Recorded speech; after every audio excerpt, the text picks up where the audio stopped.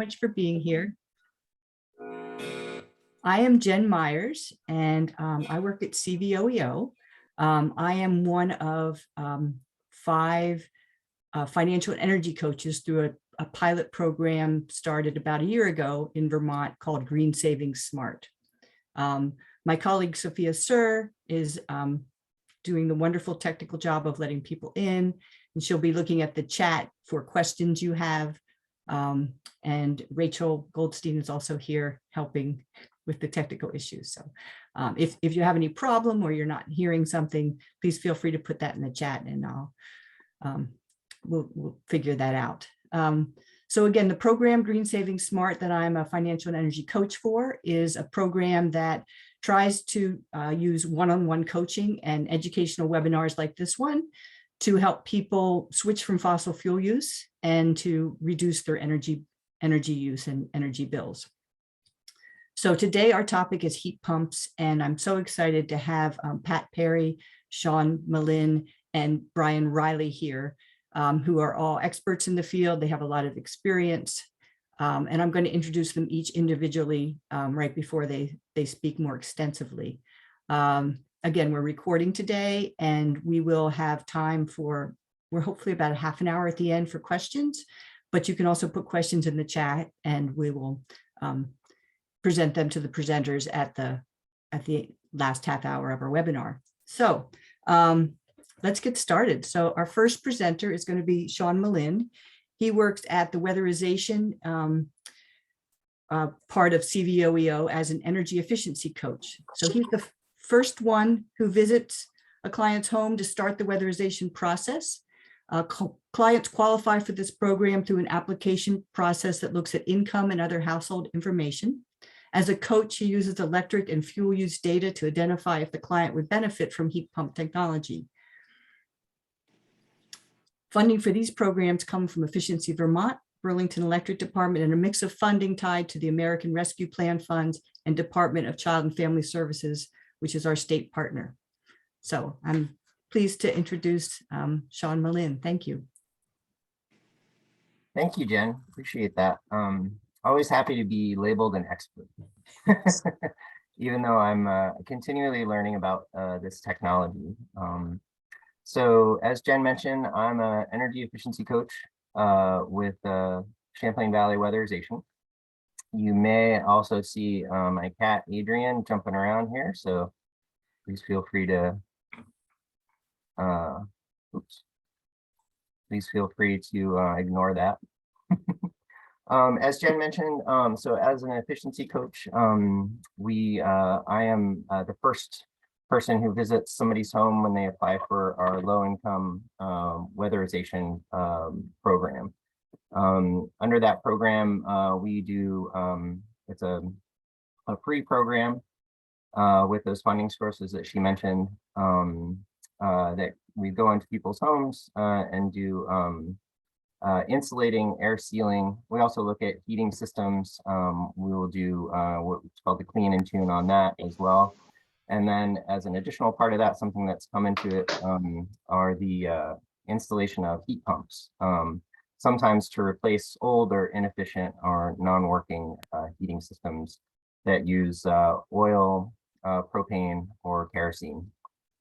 We also we do that under for two different reasons. Sometimes to displace those fuels that I mentioned, but also if somebody's using electric resistance heat, so like baseboard heat or even little plug-in heaters, that type of thing. In that case, the majority of the funding comes from Efficiency Vermont, because that's essentially in making the system more efficient. When I go into the home, I'm generally looking around for those inefficient resistance heaters, and then also talking to the client just about, you know, any inefficiencies or cold spots or drafty areas or that type of thing can take into account.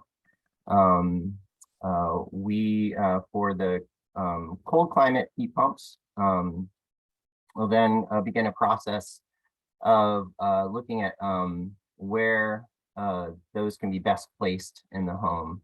So essentially, and I'm going to let Pat and Brian speak a little more to the technological side of heat pumps.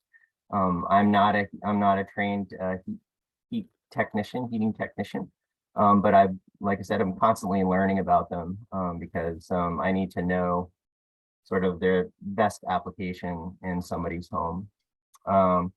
So what generally we're looking for is a place where we can place an indoor unit inside that will kind of have the most value just in terms of like moving the air, moving that hot air through the house and into the areas that use those inefficient systems that I mentioned. And then sort of I generally work pretty closely with contractors to let me know kind of what the best installation scenario is going to be and what the most cost-effective one is going to be. With our partners, they do obviously require us to bid out these installations, and they can vary quite greatly. And especially these days, equipment prices have been going up quite a bit. And then as I was talking to Pat earlier, it's most of the installers are quite busy these days. These are pretty popular systems, and the technicians who put them in are in very high demand. So we struggle sometimes, finding those installers who can get in a timely manner to get these systems in place.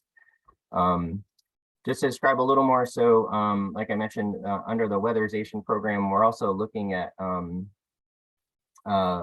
putting these systems in as part of the weatherization process, so essentially tightening a home.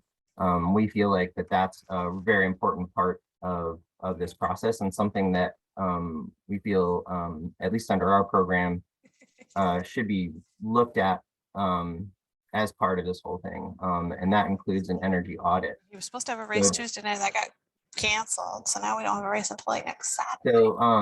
So just to describe the process that entails, so after I'm there, I then, sorry, 1 second, Sean. I think someone needs to mute their mic. So, could everyone make sure their mics are muted? We're hearing somebody's phone conversation. Thank you. Yeah. Thank you, Sean. It's okay. I've done it. So yeah, so basically, so after I come in and essentially go over the process, I've got lots of paperwork I have to sign. We talk about radon. We talk about some other health and safety measures like CO detectors and smoke alarms. And we also talk about lead paint and basically different things that involved with the renovation process, which we kind of consider this this process as part of. So then we go through some electric efficiency measures that also include appliances and those types of things, sort of identifying inefficient systems in a home. So once those measures are taken care of, we'll then hand it off to an energy auditor who'll do a pretty deep dive into people's homes. They use what's called or they'll actually pressurize the home with what's called a blower door test. So they kind of close all the windows and set this a fan up in an open front door and pressurize the home, making it like there's a 20-mile-an-hour breeze or wind blowing on every surface of the exterior of the home. Then they can go around and see kind of how leaky the home is and what measures they're going to take to bring it up to closer to what a modern standard would be for tightness of a home. It's at that point between my visit and identifying essentially where a cold climate heat pump could come into play, and then what they find out where we can kind of really identify what the most efficient type of system is going to be. So I would certainly recommend an energy audit as being part of somebody, in thinking about, installing a cold climate heat pump in their home.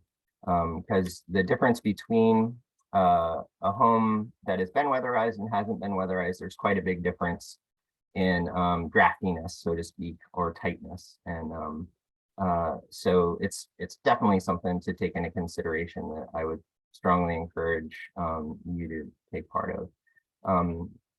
The other thing, just to go back a little bit, as Jen mentioned, there's an application process for our program. It's a low-income program.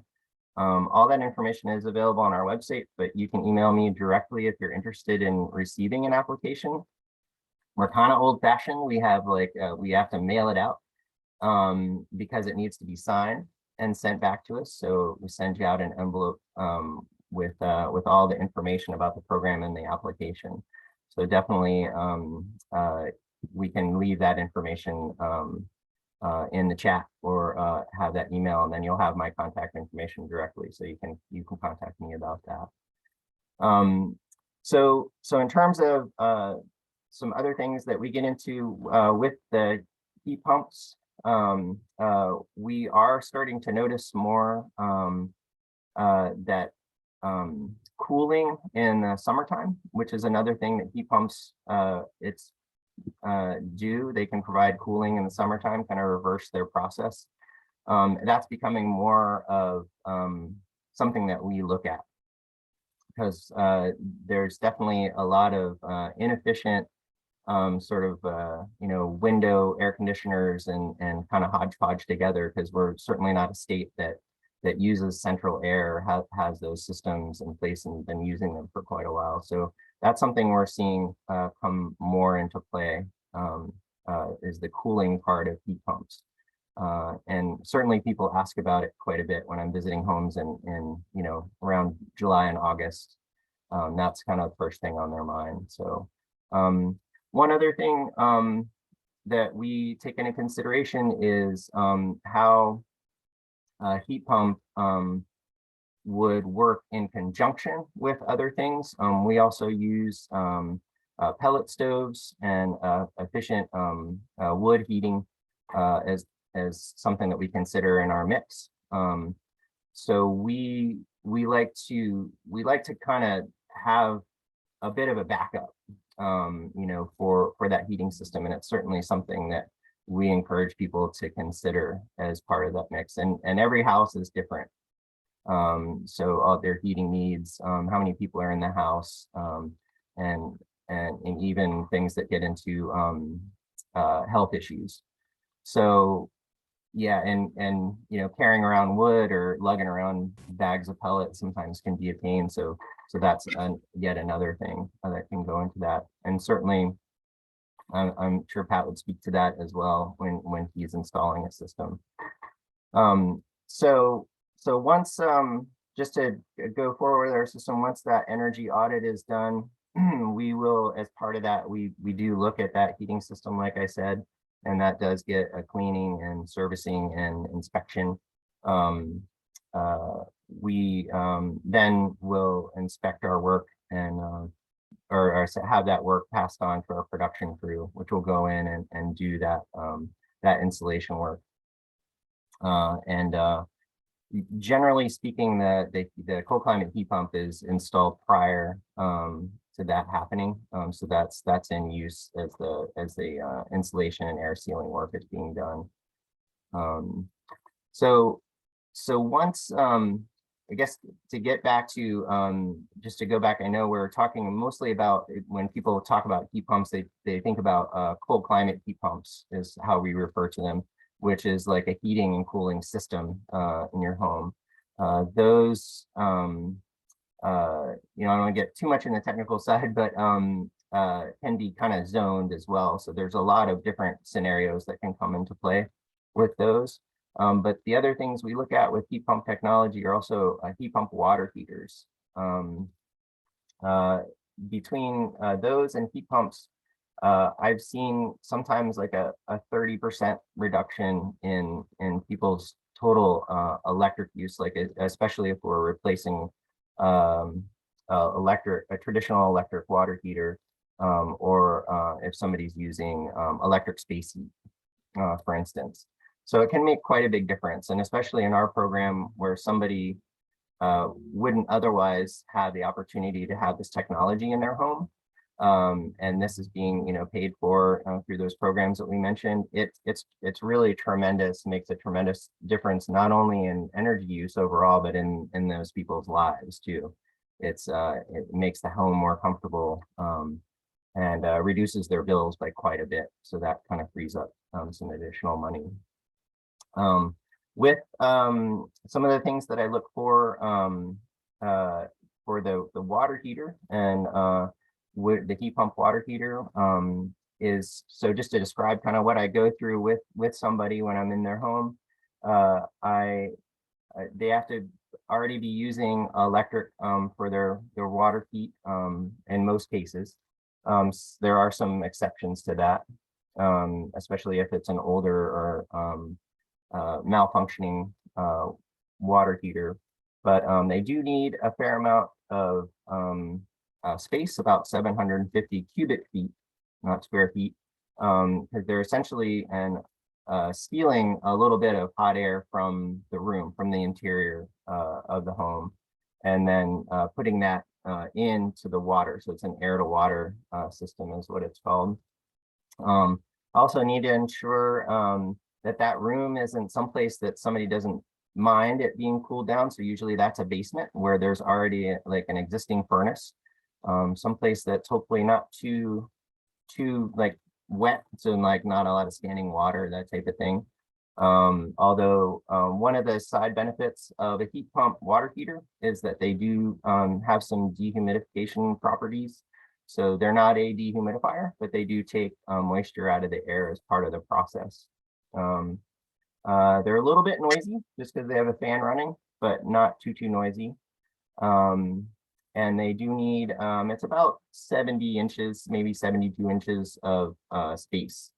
So some basements, especially in our state and older homes, they're having a crouch through. Generally, those won't work in there. So there are some fairly specific parameters that we have to look at before we install something. They can't just go anywhere. And unfortunately, we do deal a lot with mobile homes, and mobile homes are troublesome for installation of actually both of those technologies. So for heat pump water heaters and for cold climate heat pumps.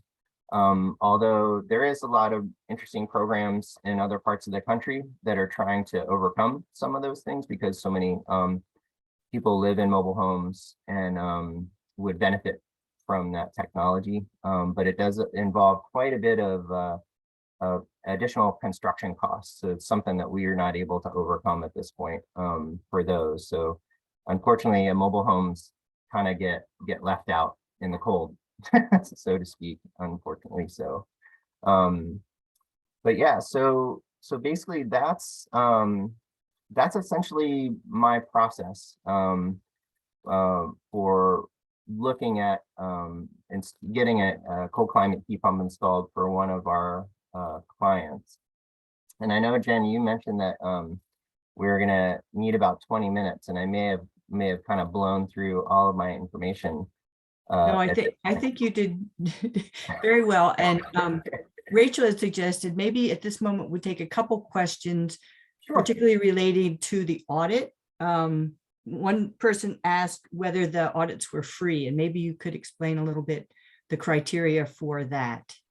So yeah, just going back to our process. So like I mentioned, you need to apply for a program. It's not an emergency program. It does take quite a while for the application process to go through, because we take into account not only income, but also living situation. So if there's, someone is caring for an elderly parent, or has lots of kids, or has other things that are going on that would, essentially prevent them from being able to afford this technology or these types of services, we can include them in that as well.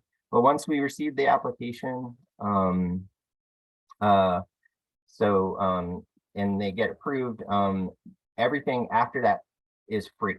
So it's we will put anywhere from $2,000 to sometimes $7,000 or $8,000 into a project, and that includes all of the audit which is, you know, professionally done. All of our auditors are extremely capable people. I am constantly bugging them for information. You know, they just have a lot of knowledge about that. So it's a really great process. And to me, the audit is kind of the crux of the whole thing. It really gives you so much information about your home. You literally put a number on how leaky your home is. And then you can look at what an ideal is, like what, you know, there's things, there's not only net zero homes, but there's also a thing called passive homes.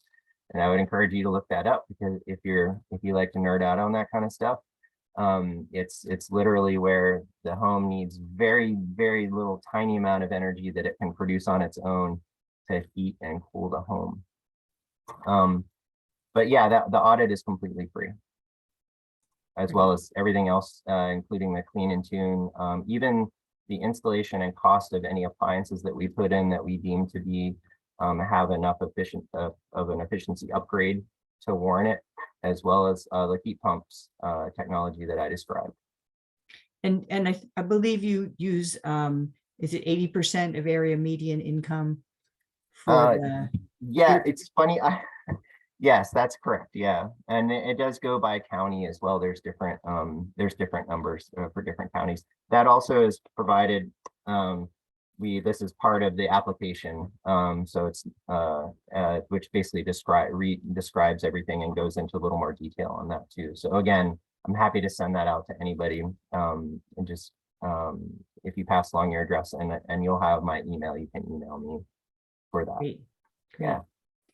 Thank you so much, Sean. I think for time constraints, we'll move on to Pat, and then we can circle back to some other questions. There was a question about what if you didn't qualify, and I think we'll address that in the last half hour, because that's a very important. Okay. I have an answer for that. So. Oh, okay.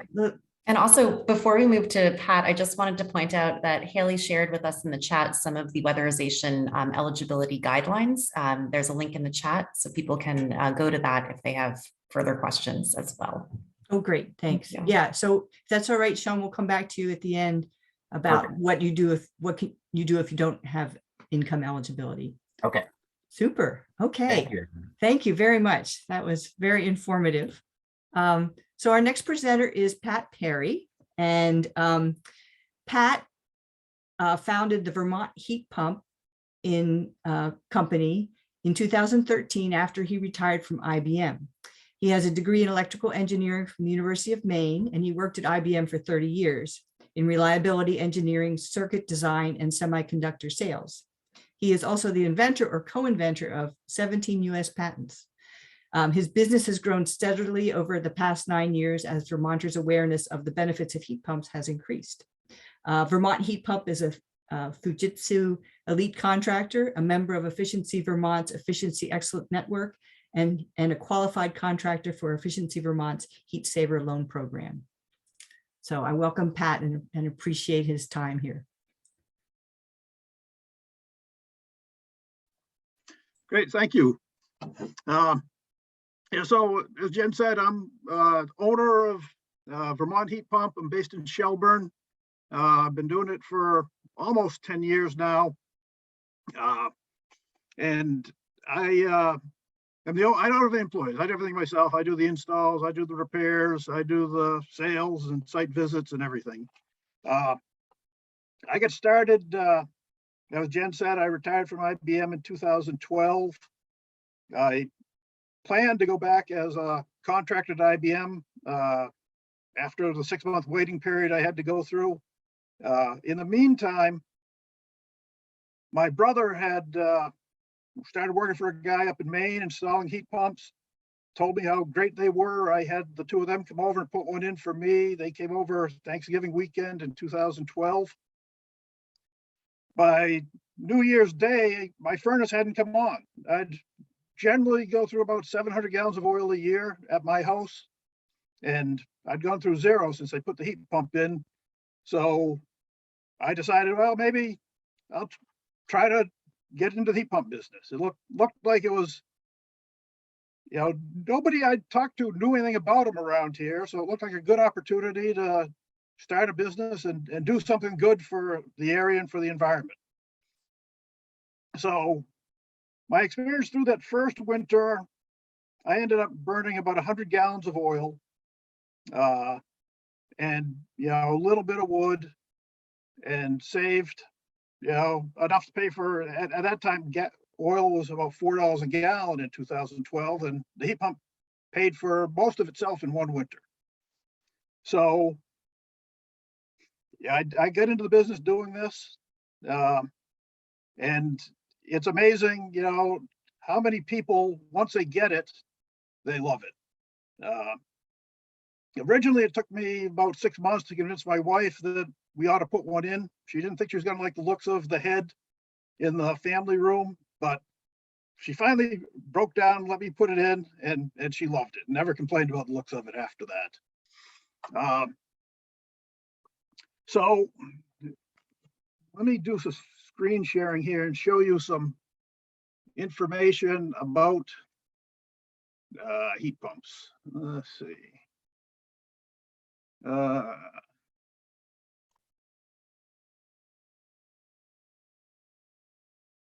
Okay.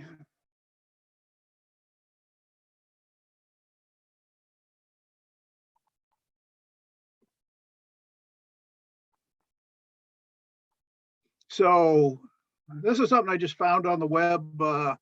It's a comparison of, can people see this on the screen? Yes. Okay. Yes.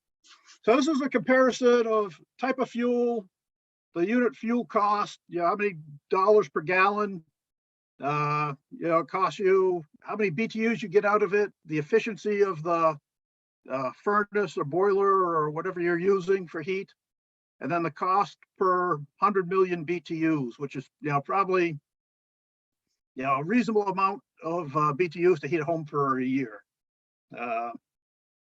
So if you go down here, you can look at number 2 fuel oil is pretty common. I don't know what it is these days, since I don't buy any oil, but yeah, I think it's in the neighborhood of $5 to $6 a gallon. I heard on the news that supplies are very low this year going into the winter compared to previous years, so that's probably a reasonable number for the winter. And it says it's going to cost you about $5,300 to go through enough oil to provide 100 million BTUs for the winter. Kerosene's got to be similar. Electric resistance, that Sean had mentioned how inefficient it is. It is inefficient, but at this point it's roughly about the same cost as oil, because oil has gotten so expensive. And here geothermal, it says for the electric, but it's really the same for mini split, is going to be the same cost. It costs you about 18 cents a kilowatt hour. And for every kilowatt hour you put in, the average for the entire winter, you're going to get 250 kilowatt hours of heat out of it. So the cost for 100 million BTUs is about $2,100. So right now it's going to be significantly cheaper than oil or kerosene or propane. Natural gas, I think $16 is about the right cost from Vermont Gas for 1,000 cubic feet. So that comes in about $1,800 for the winter. But you also have a $300 a year connect fee to be on the system. So heating with natural gas and heating with heat pumps going to cost you about the same for a winter. So let me share another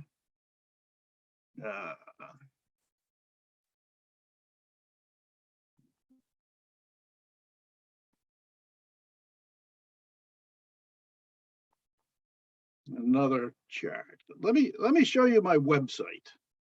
This is my Vermont heat pump website. I got links to a lot of information on there. The URL is vtheatpump.com. If you want to go out, you can look at some details. One thing I put on my website is I put on my prices. A lot of installers don't. But just so you have an idea what it should cost you to get a heat pump installed, you can go out there and look at it. After the rebates, it's going to be somewhere in the neighborhood of, should be $3,000 to $4,000 per head to get a heat pump put in.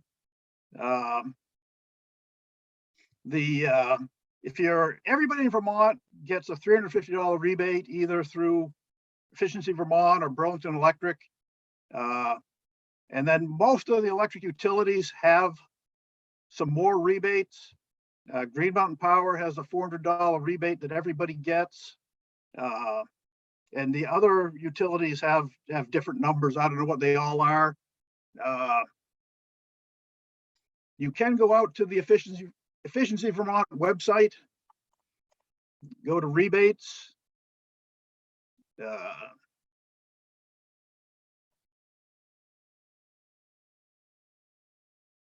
Select what you're looking for, heating and cooling, heat pumps, building type residential, and you can see the rebates for all the different types of heat pumps.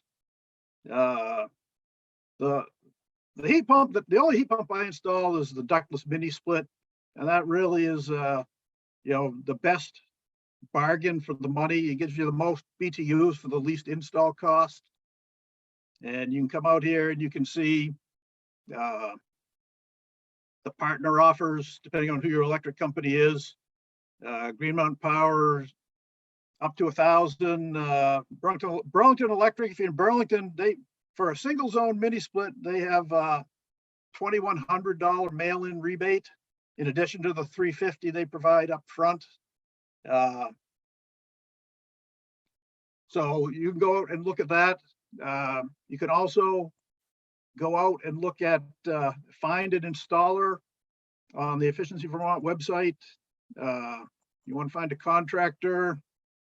You want heating, cooling, and ventilation. Put in your zip code, and you'll come up with a list of contractors. I would recommend, if you're looking for a contractor, try to find one that's an EEN member, an Efficiency Excellence Network member. That means that they've got, maybe more qualified. The other thing I would recommend is if you're looking for a contractor, find somebody who's either a Fujitsu Elite installer, which is a qualification that Fujitsu gives, or a Mitsubishi Diamond dealer. Daikin has a program too. I don't know what that's called, but find somebody who's got a status with the company they're installing with. It gets you a better warranty. If you go with an Elite or a Diamond installer, you get a 12-year warranty on your systems. So that's who you want to go with, but you can come out and find on the Efficiency Vermont website, find contractors there too. Let's see. Okay, if you're a GMP customer, they give a $400 rebate up front that the installer gets, so he'll take that off his price, but there's also some mail-in rebates from GMP. The low income rebate is $300, or the low income is $500 or $600 from Green Mountain Power. The moderate income is $300. And if you qualify for either the low income or the moderate income, you also get another $200 moderate income rebate from Efficiency Vermont. So you can get up to an extra $800 if you're a GMP customer. And I don't know what's going to happen going forward. I do want to mention the Inflation Reduction Act that passed this summer. That includes a 30% federal energy tax credit for heat pumps, up to $2,000 per year. It does not go into effect until January 1st next year. So if you got something done this year, you won't get it, but next year you would. If you haven't done anything about, getting a heat pump installed yet, you probably don't have to worry about it, because I think all of the installers are booking out next year. I'm booking out into May at this point. So if it's something that you're interested in, at least get somebody out to take a look and do some quotes for you, so you can get on their list, because I think most installers are booking out into next year sometime. Pat, I think perhaps your video is frozen. I wonder if you want to, if you don't have any more chat, maybe closing the screen sharing would bring you back live. Yeah, I'm sorry. I do have one more chart I want to share. Okay, all right. We can hear you fine. Okay. Thanks. All right. So this chart, the one thing I want to talk about is the importance of choosing the correct system for your house.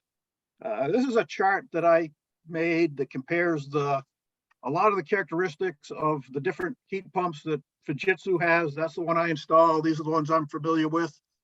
So there are multi-zone systems that Fujitsu has: 18,000, 24,000, 36,000 BTUs, and then single zones anywhere from 9,000 to 24,000 BTUs.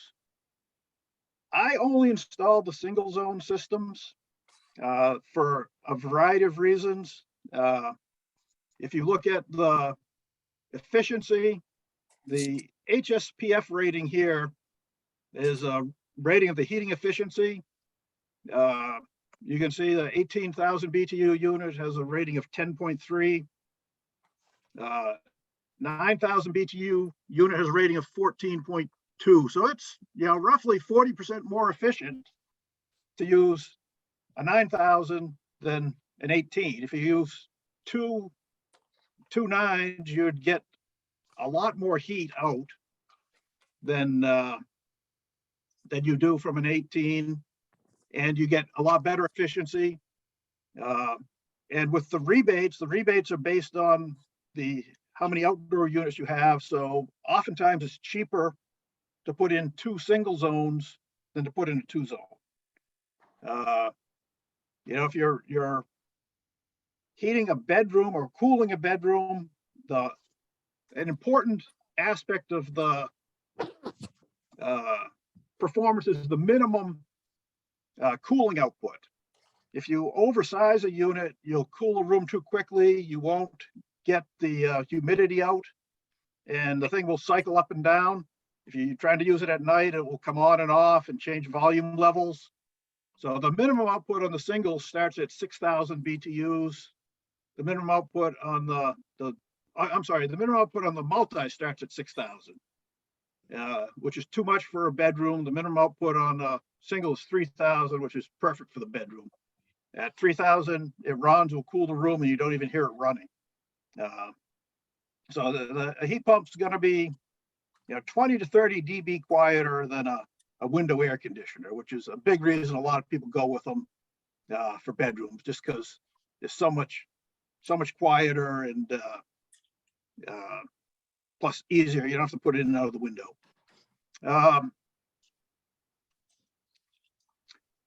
So I guess I can stop sharing here. Not sure how to get back to. Oh, stop share. Okay. All right. I don't know where my camera went, but anyway, I guess I've used up most of my time. If you have questions, I'd be happy to answer them at the end.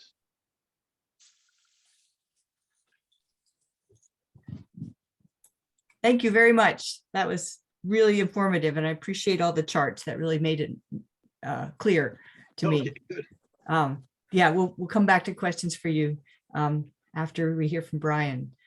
So let me introduce our last presenter, which is Brian Riley, and he works at Burlington Electric Department, which is a generation utility, distribution utility, and energy efficiency utility. His position supports residential energy efficiency work in the city of Burlington. The position is increasingly focused on supporting BED's Tier 3 programs, which are part of a broader program that allows distribution utilities to develop programs to reduce customer fossil fuel use, such as incentivizing electric vehicles, e-bikes, heat pumps. He joined BED in 2014 with an engineering and residential construction background. His passion aligns with those in the Passive House community and the theme of the Passive House Network conference that took place in Boston earlier this year, those themes being efficiency, electrification, embodied carbon, and equity. He has lived in what he describes as 2 smallish, all-electric homes that were originally built in the late 1800s. The first was renovated to the 2015 Energy Code, and the second was rebuilt to Efficiency Vermont's high performance homes new construction standard. In addition to speaking broadly about heat pumps and heat pump hot water heaters, he will share some heat pump data from both homes. Thank you, Brian. Great. Well, thank you so much. Is my audio okay? Yes.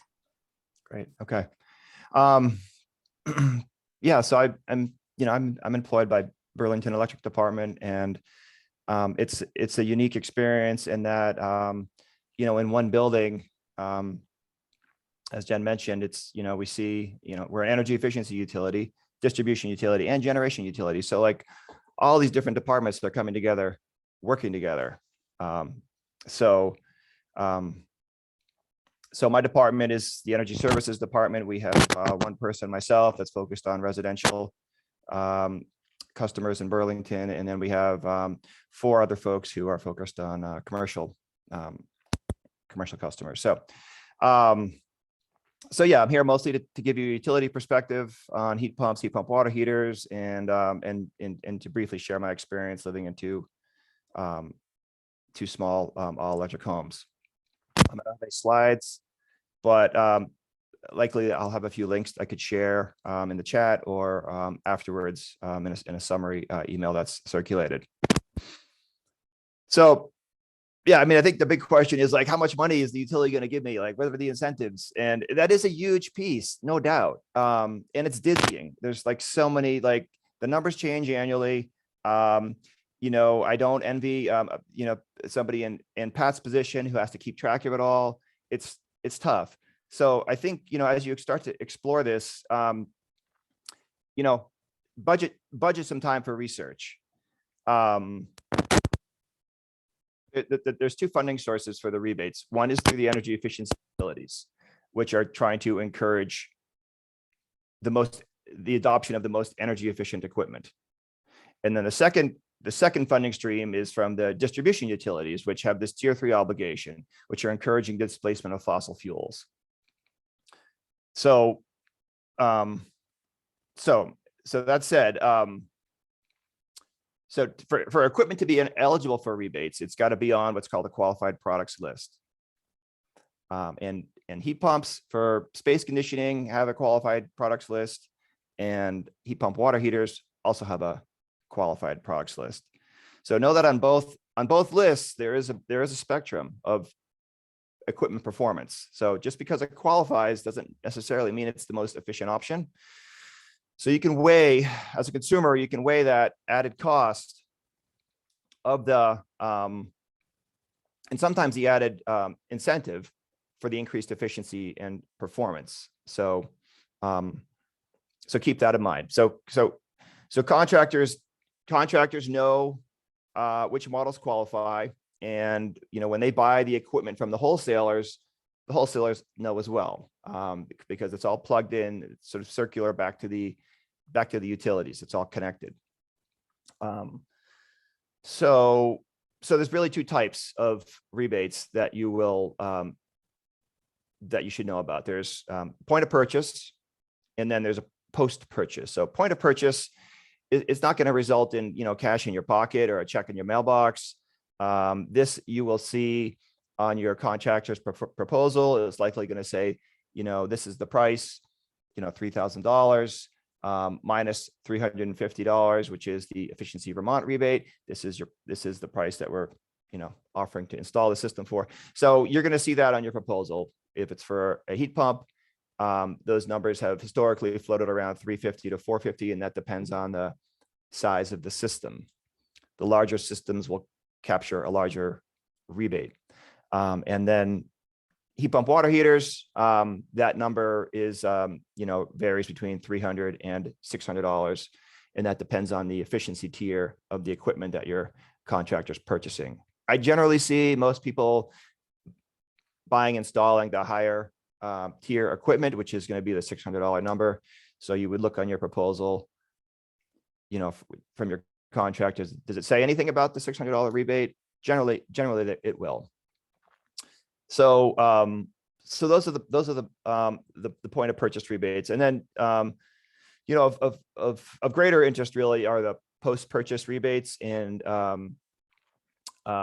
Pat showed this, showed you a screen shared with the Efficiency Vermont page for ductless mini splits. And then there was a section on partner offers, and that partner offers lists all the distribution utilities in Vermont. So Vermont Electric Co-op, Washington Electric Co-op, GMP, BED, Stowe Electric, and then the VEPSA covers a number of municipal utilities. So that's really the place to look for the post-purchase rebates. And those numbers for heat pumps can range from like $200 to like $2,500. So some big money out there depending on where you live. The heat pump water heater post-purchase rebates are, I think, like $200 to $800. And then for all this equipment, there's extra money available if you qualify based on income. So do study the applications and do your research, and that can very well mean calling me if you're in Burlington, calling Efficiency Vermont if you're outside of Burlington, checking in with friends, neighbors, et cetera, who have had installs. So that's a big chunk of money to put out there. Know that there are loan products available. The home energy loan that's administered through Efficiency Vermont is pretty incredible. I think the terms are like, you can finance up to $20,000. It can include heat pumps. And if you make less than $90,000, you could have a 0% interest rate for 5 years. So, I mean, it's worth checking out. Thinking that initial investment is an obstacle. And then also know that, on the topic of money, that there are energy assistance programs as well as fuel assistance programs. If you're on gas, natural gas, Vermont Gas has a low income rate, GMP does as well. And Burlington Electric Department now has a permanent low income rate. So it could be, those you should check those out. So, heat pumps and heat pump water heaters. So ideally we think of the house as a system, right? So the system would be like the mechanicals, right? Your water heater, your furnace, boiler, space heater, wood stove, air conditioning. Those are your mechanicals. And also want to think about your envelope, right? So the walls, the roof, foundation, like what's going on there, windows, the occupants, 1 or 5, or sort of intermittent, in the environment, like where it's located. Is it shaded? Does it get a ton of sun? So like each one of those pillars sort of impacts the other. So just a sort of a quick example, like if you have a boiler in your basement, right, and you're thinking about a heat pump, then that boiler is not going to run for a portion of the winter, maybe the entire winter. In the past, historically, that boiler would run, and there's some waste heat associated with that system, right? And that waste heat would sort of semi-condition the basement. And that may have prevented pipes from freezing for, who knows, the lifetime of that boiler. So you switch that boiler off, the basement starts to cool, you're running your heat pump upstairs, and maybe your pipes will freeze. So it's important to think about the house as a system. And, Sean alluded to that earlier. So, so that whenever people reach out about heat pumps, I always ask them to think about the envelope. And so deficiencies in the envelope can be addressed through weatherization. And that's, you know, the program that Sean's team implements. But there are other programs as well, if you don't qualify based on income. So yeah, I mean, just quickly with weatherization, like what is weatherization? Weatherization is not thickening walls. It's generally not window replacement. It's not triple pane windows, right? It's basically sealing the holes in the envelope where they exist, adding insulation where there's none or too little, and then thinking a little bit about the ventilation strategy. Like, is there, now that we're tightening up the house, do we have adequate fresh air moving through the home? So, you know, generally I'm seeing a new bath fan installed with some type of programmable controller. So that's sort of the weatherization piece. So if you're income eligible, connect with your community action program. So, I mean, CVOEO in Chittenden, Addison, I think maybe one other county, but yeah, all over Vermont, there are there's a cap for you. So check to see if you're eligible. If you're not eligible, statewide, there's the Home Performance with Energy Star program, which provides incentives for weatherization. I can provide that link later, but that's, you know, accessed through Efficiency Vermont's website. If you are heating with natural gas, Vermont Gas is an energy efficiency utility. So I would, you know, I steer folks to their residential weatherization team. So, and then, you know, lastly, like these are all weatherization programs like that. Like I said before, they don't really address windows, but, you know, an exciting evolution in the state is the presence of window dressers, which is, I guess, like sort of this entity that started in Maine, but what they're doing is it's sort of a grassroots effort to build affordable window inserts for members of the community. So I can put a link to that as well. And I think that's, yeah, that when I learned about window dressers last year, I thought it was so exciting to know that they have a presence here. So anyway, so moving on from the envelope. So there's different reasons for investing in heat pumps. You know, what's interesting is that a heat pump can be installed and operated independent of or in conjunction with an existing heating system. But,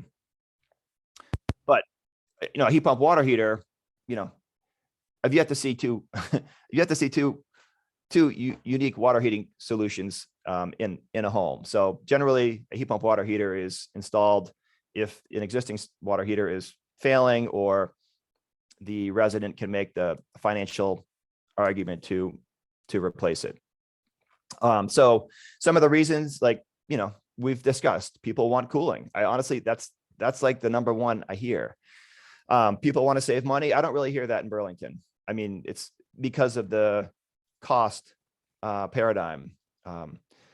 But there are strategies that we can employ there. And then, you know, people want to reduce their dependency on fossil fuels. And it's also the lowest, you know, first cost combined heating and cooling solution out there. So that's ductless mini split. So for the cooling piece, which I thought, which is interesting, you know, I'm going to just read you some headlines.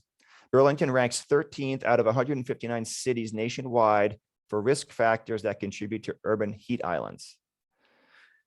Second headline, Burlington is on average 7 degrees warmer due to its design and layout than rural areas of Vermont, otherwise experiencing the same climate conditions. So this was a VT Digger article from last summer. But I would say that other urban areas in Vermont are experiencing the same phenomena as Burlington.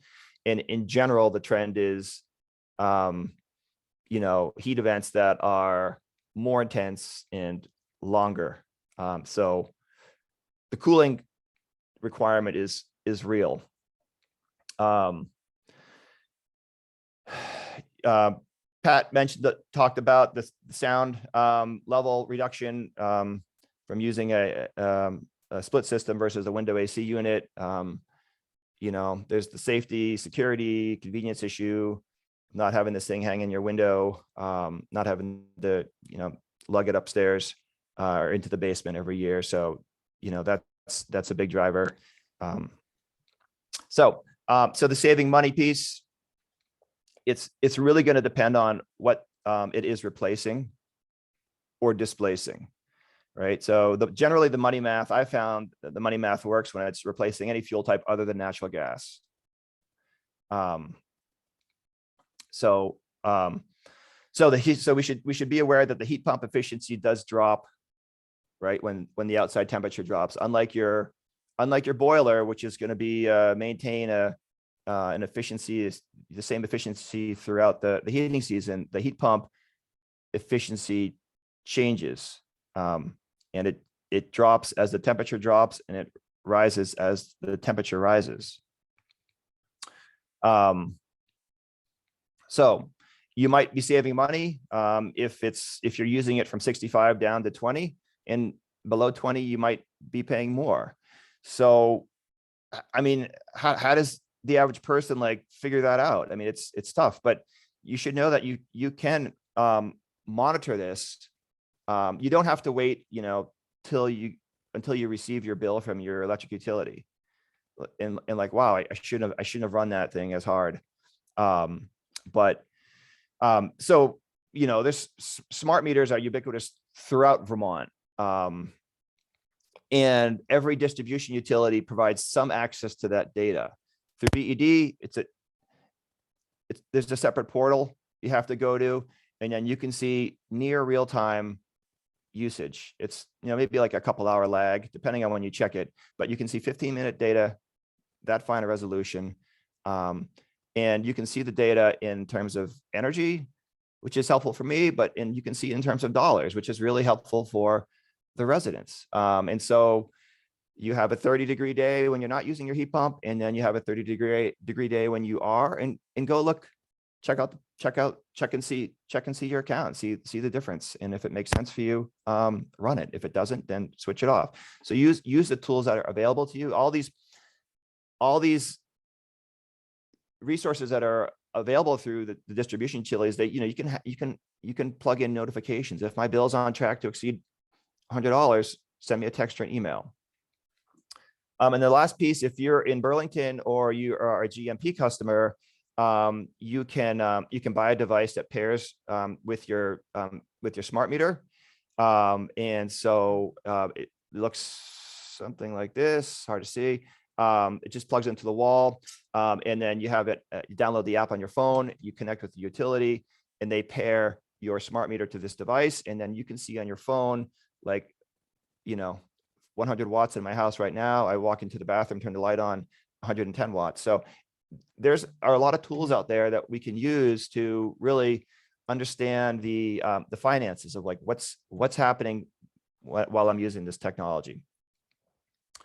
Yeah. Okay. So then the other big reason is, reduce dependency on fossil fuels. And so that goes hand in hand with saving money. So you can displace 0 to 100% of your fossil fuel usage with this technology. It was cool to hear Pat's story. The first winter that he had his heat pump, he didn't run his furnace until I don't know what it was, December or something. So it's really going to depend on the home, on the install, so many factors. And definitely keep in mind the topic of a backup heating system. So if you have an existing heating system and you add this to it, that's great. I mean, you have there's some resiliency there if something were to ever happen. So keep the backup piece in mind. And then, the lowest first cost combined heating and cooling solution. So, every multifamily new construction project in Burlington, I would say since I've been there, has used heat pumps, right? So it's incredible. The one unit can heat and cool.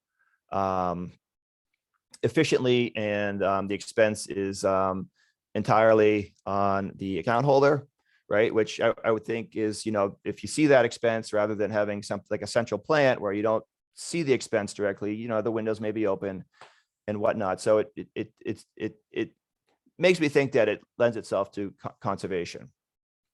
So not often a reason to install, but often a welcome and unexpected benefit is the comfort. It's uniform temperature distribution. Pat said, once they get it, they love it. I would totally agree. Like the first day I walked into our house and the heat pump was running, I was like, oh my gosh, this is like totally new experience. So a little bit about heat pump water heaters. They're bigger, they're heavier, they're louder, they're less reliable, maybe, than electric resistance water heaters and other tank type water heaters. So why would you do this? Yeah, I mean, they're way more efficient. So that's a big reason. Sean alluded to some of his projects where he's seeing like, I think it was like a 30% cost compared to before the install. So they are way more efficient. They do help to cool the space, which is great in the summer and not so great in the winter. They all have the, this flexible mode where you can run it in an electric resistance mode in the deepest, coldest months of the winter, and then you can switch it to heat pump mode outside of those if you choose. They do serve as a part load dehumidifier. So long as you're using hot water, it will dehumidify the space. The future for heat pump water heaters I think is pretty bright. There are some 120 volt options coming online. That is a big piece of the install cost is, you're going to have an electrical contractor in there and installing a 240 circuit, same thing as a Douglas mini split. But a 120 circuit is going to be a bit lower install cost. And it might mean you can install it without having to do a service upgrade. And some pretty, a Maine-based company called Nile should be having this fall a commercially available unit that can, I guess, essentially sort of bolt on to an existing water heater, whether it be electric resistance or fossil. And it's basically a box, like a 16 by 16 by 16 box, plugs into an outlet, and it connects to the piping on your existing water heater. And that's the heat pump portion. So it's like a split system. They're just selling the heat pump portion of it. And it can integrate with your existing electric or fossil. And if that's what you have right now, and it's a couple of years old, then that's a tough one to scrap something that's that new in favor of something like, that's more efficient. But if this other product comes along, allows you to keep that tank and have a much more efficient system, I think that's a win. And then just real brief, the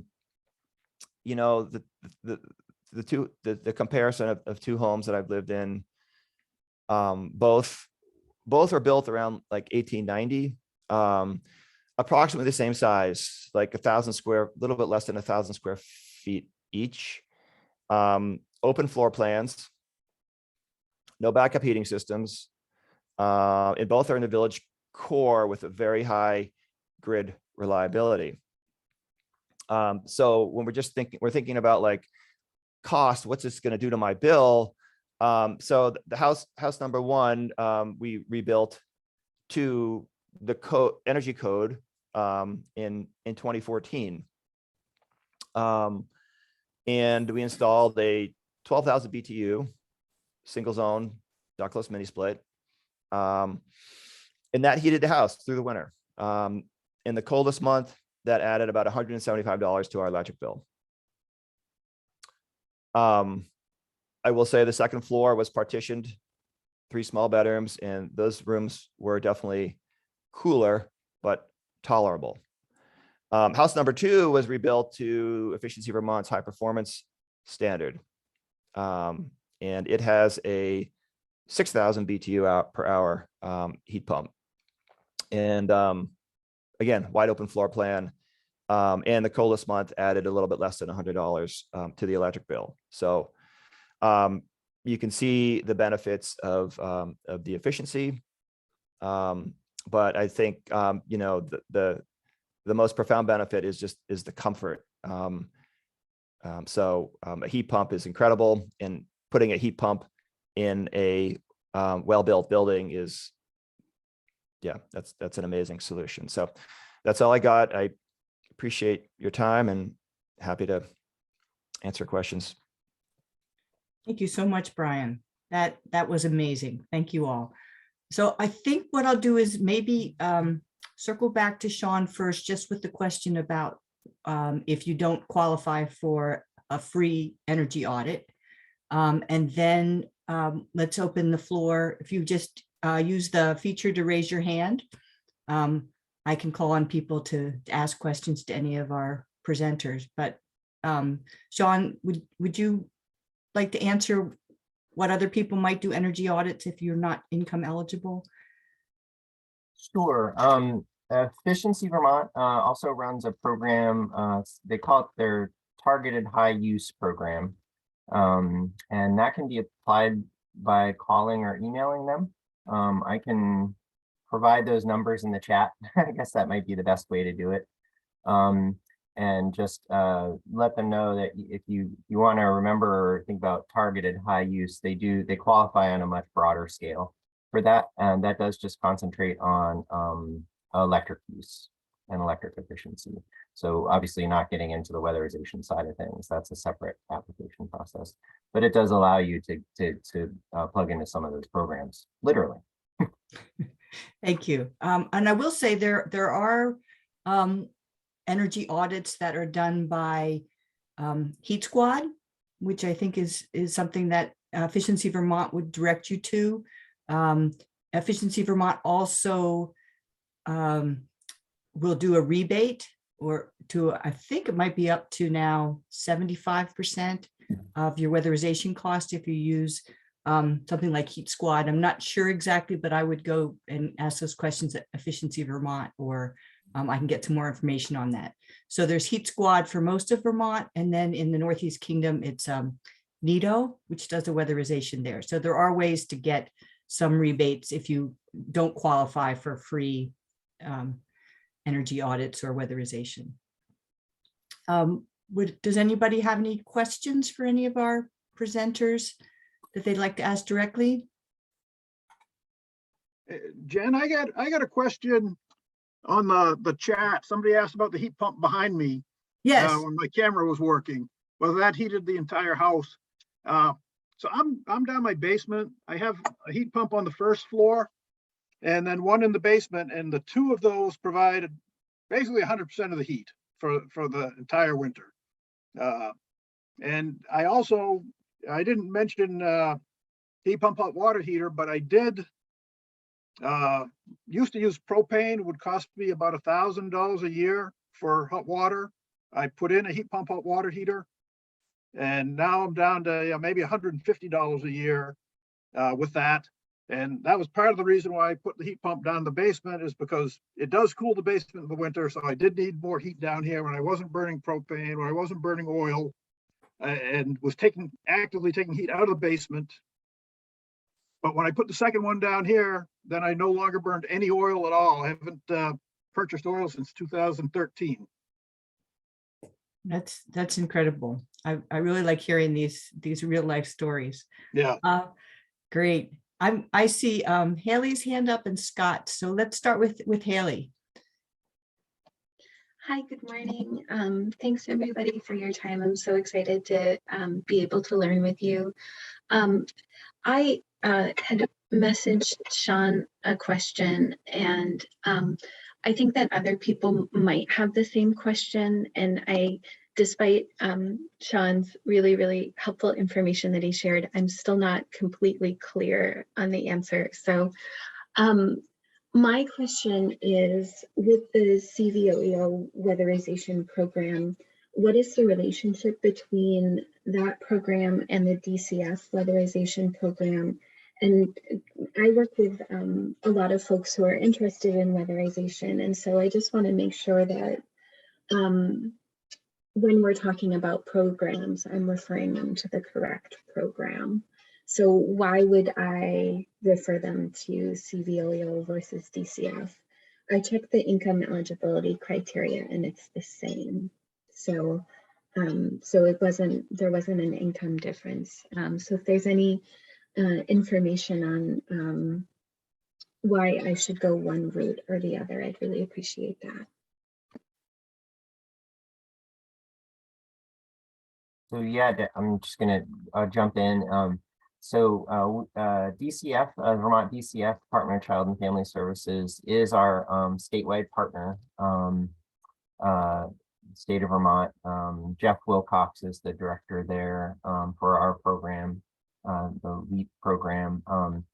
So yeah, you can go through them for sure. They'd essentially get directed. I had sent Haley the information on application, which you can also find online, but you will have to print out and sign and send in anyways. So I always just say, I'll just send you the packet because it has kind of everything in it. But yeah, you can go through DCF. They'll direct you to, depending on where you live, the appropriate agency. There's 5 CVOEOs or 5 offices of economic opportunity throughout the state. I think I have that right. And then they have they include weatherization programs. So they will direct you to the most appropriate one. So DCF would be the statewide. We would be the more local one. So you can really go to either. We use the same criterion for applications. Great. Did that answer your question, Haley? Great. Okay. Scott, would you like to ask your question? Yes, Pat. For Pat, I recently got a quote on 2 heat pumps, Fujitsu heat pumps from another contractor. I live down in the White River Junction area, and he's quoting me the model number 09LZAH1, and in your price list on your website, you're quoting the LZBS1. Is there some difference I should know about between those 2 models? No, there's no difference. The LZA, the outdoor unit would be an LZAH. The indoor unit would probably be an LZBH. And the difference, they have an LZB was, they took the Wi-Fi controller out of the indoor unit because they couldn't get the chips. So if it's an LZA on the indoor, then it has a built-in Wi-Fi controller. If it's a B, it has the no controller, and you save about $50 on the price. And I see. Fujitsu, you have to use an app to use the Wi-Fi controller. So Fujitsu knows how many people download it. And they said only about 3 to 5% of customers ever download the app. So most customers never use the Wi-Fi anyway. I see. So that's a difference. Okay. It's just a Wi-Fi controller. Everything else is identical. All right. And you say with the new act that was passed by Congress, it pays to wait until after January 1st to. Well, it depends what you're using for heating fuel. If you're heating with oil at $6 a gallon, you probably don't save anything by waiting until next year, unless they can do it in early January. It's a 30% federal energy tax credit that you would claim on your 2023 taxes. So you won't get it back until, spring 2024. So, if your installer can do it in early January, yeah, it probably makes sense to wait. But if you tell him to put it off to next year and he moves it to May and you pay for oil all winter, you're probably better off doing it now if you can get it done. Okay.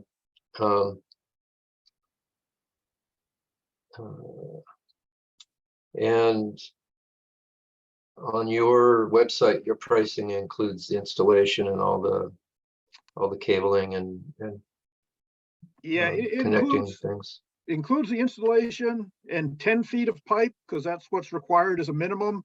And then it's $15 a foot beyond 10 feet. which is basically my cost. And the price does not That's include the cost of an electrician to hook it up to the breaker panel.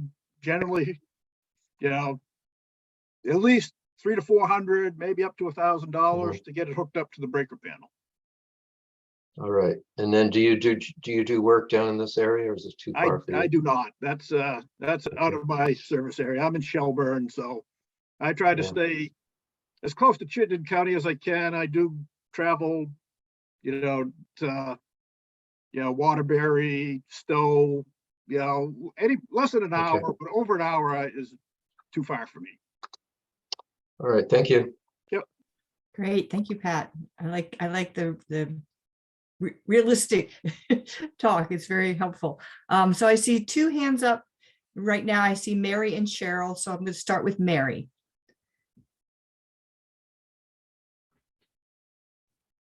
Hi, I have a question, and I see one over in the chat section about if you already have an existing system, radiant heat, can you convert that somehow? And I don't know who to ask. Yeah, this is Pat. I can address that. Yeah, if you have a radiant floor heat, you can put in an air to water heat pump. There are a couple of companies that sell them. I think you know, you can go out to the Efficiency Vermont website and find contractors who will install them. You can there's a pretty good rebate on those too. So you could do a little research and see who can get to install it. Air to water, the heat pump, air to water heat pump works with a temperature of about 110, 115 degrees for the Okay. water. So yeah, that works fine with radiant floor heat. But if you've got hot water baseboards, generally that's designed to operate at about 180 degree water. So you can't use the air to water to replace your boiler for baseboard, but you can use it for radiant subfloor heating. Not something I do, but there are some companies that do it, and you can find them on the Efficiency Vermont website. Thank you. Great, thank you. And Cheryl. Hi, thanks, Jen. This is probably also for Pat. It's about the different types of equipment for heat pumps. So I have had a quote from a local company, and it's the Daikin Aurora equipment. I noticed you're familiar with Fujitsu, if I'm saying it correctly. Is there a major difference? You touched on it a little bit, maybe through warranties, but is there a huge difference, or is it a preference of the installation company? For the top brands, Fujitsu, Mitsubishi, Daikin, they're all very good, very reliable. I wouldn't have any concern, you know, with putting a Daikin in.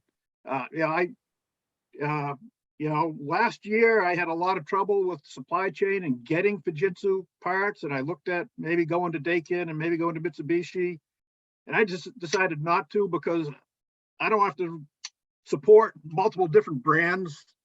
But you know, I looked at the details on them, and they're all good. The reason I picked Fujitsu is the place where they have an advantage is low temperature heat output.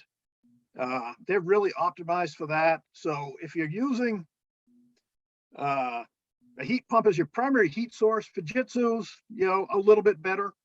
You know, with Mitsubishi or Daikin, you can probably compensate by going to a bigger unit. If you put in a Fujitsu 15,000 BTU, you got to put in the Mitsubishi 18 to get the same amount of heat out of it. But you know, they're all good, and all will do a good job heating your house. Yeah, I'm not real familiar with Daikin systems, but yeah, yeah, if you want to contact me, you know, fill out the form on the website. I'll look and see if I can get any details for you on the system that you're looking to install, on how it compares. Okay, great. Thanks, Pat. You've given me a little peace of mind here going forward. Okay. Thank you. Yeah. Great, thank you. Someone had a question about how to raise your hand. If you see on the bottom, there's something called reactions. It's a little face. If you click on reactions, you'll see that you can push raise your hand. But You probably have to move your mouse to the bottom of the screen to get it to show up. you probably do, but it was, but if you have a question and you want to ask it, I think it was Joyce asking. Go ahead and ask your question, Joyce. You got it. You got the hand. Thanks.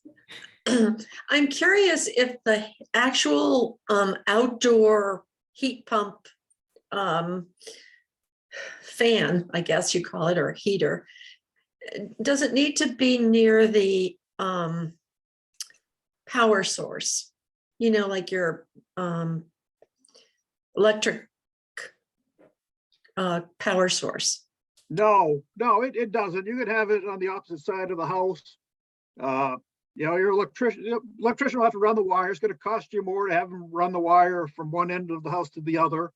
But if you have an unfinished basement, it's generally not too bad. If you have a basement with a sheetrock ceiling and you're going all the way across from one end to the other, yeah, it's going to be fairly expensive to get that done.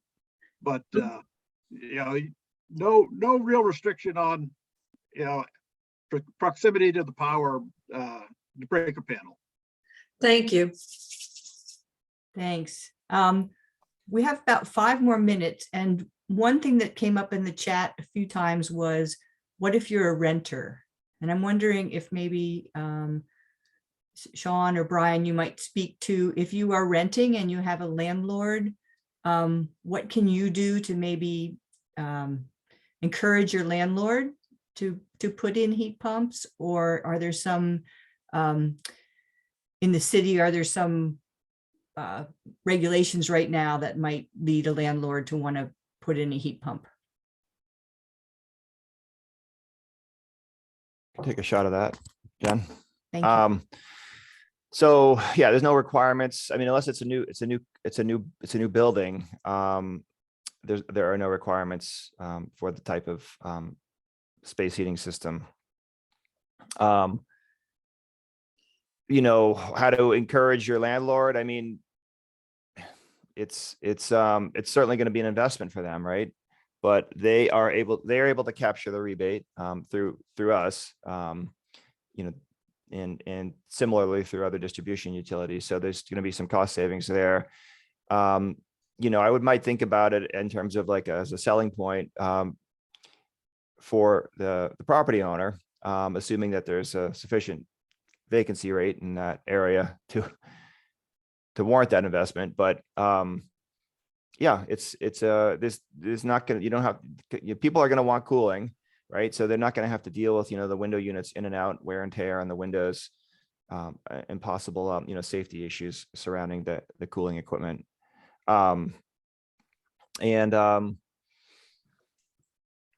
Yeah, I mean, I would say roll that into like a bigger conversation too about cost, right? Like I definitely think that the cost paradigm, as we talk about like natural gas, it's tough. It's not so tough when you use a little bit of gas, right? If you're using a little bit of gas and you're still paying those fixed charges, right? Like then the money math can work for somebody who's somebody who has gas, who's renting. So, you know, that's certainly an area that I'm interested in. I can't say, you know, outside of Burlington, how that might work. I would only imagine that the savings are going to be greater. So you would probably have a better argument. You know, is it something like, you know, my energy cost is going to decrease. You know, that's, yeah. What is the property owner then going to increase the rent? I mean, it's like, it's a delicate subject. I would totally caution you stepping through it sort of, you know, methodically and understanding what you're asking for. And yeah, if you're in Burlington, I'm happy to support you with those discussions. Great. Thank you very much. Yeah. So we have about 3 minutes and I see Beth's hands up. So let's have Beth ask the last question here. Okay.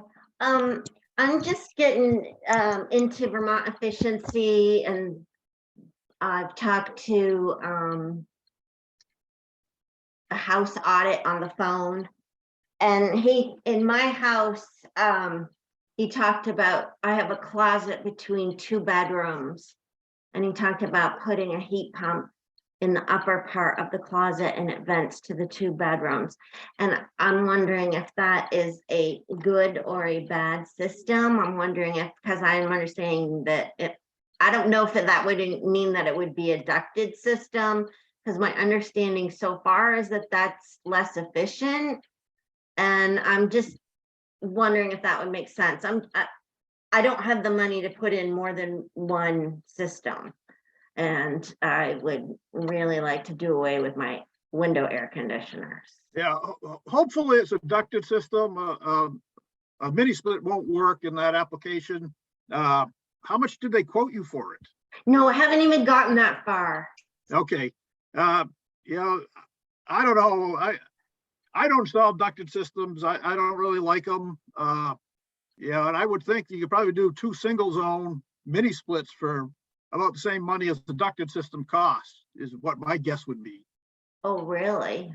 Yeah, I mean, you're looking at, probably, $7,000 to do 2 single zones versus, I don't know what the ducted is, but I'd be surprised if it comes in much less than that.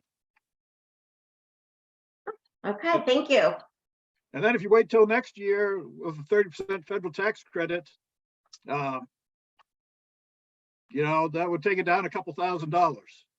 Yeah, I don't think I have any choice, because I'm pretty sure I won't be able to get anybody this year. Right. That's the thing. Yeah. If you haven't started talking to people, you're going to get the federal tax credit next year. Yeah.